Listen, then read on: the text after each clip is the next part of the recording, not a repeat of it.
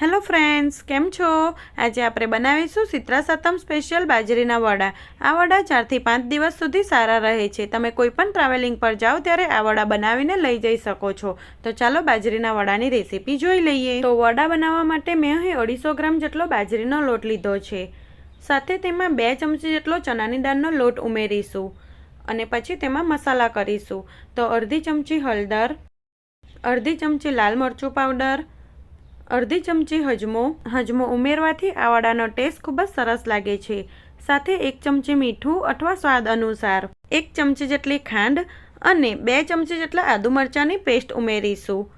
સાથે તેમાં મોણ માટે 4 ચમચી જેટલું તેલ નાખીશું. પછી તેમાં 2 ચમચી જેટલા ગળ્યા અઠાણાનો મસાલો ઉમેરીશું.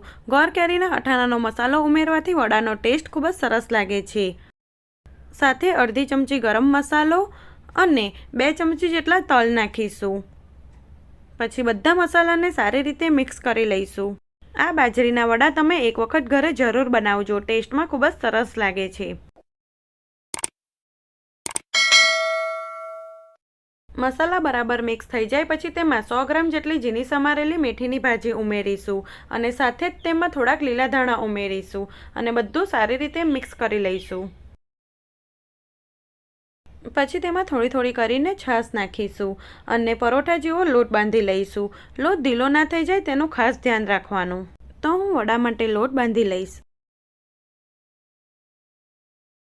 તો મેં અહીં વડા માટે લોટ બાંધી લીધો છે. આટલો લોટ બાંધવામાં મને અડધો કપ છાશની જરૂર પડી હતી.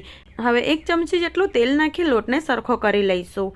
આ લોટને આપણે બાંધીને રહેવા નથી દેવાનો, તરત જ આપણે તેમાંથી વડા તૈયાર કરી લઈશું.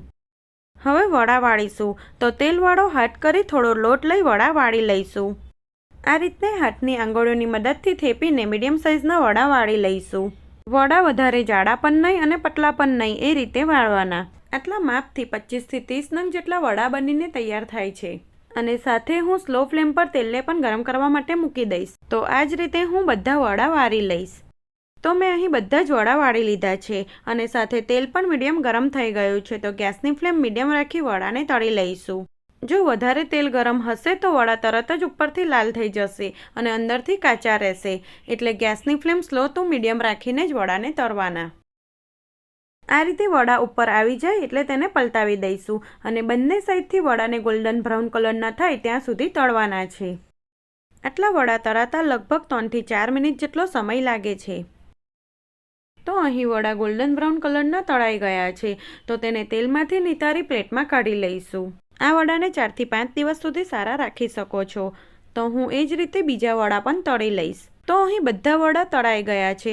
હવે હું તમને બતાવું કે વડા કેવા બન્યા છે. તો તમે જોઈ શકો છો બાજરીના વડા ઉપરથી ક્રિસ્પી અને ખાવામાં સોફ્ટ બન્યા છે.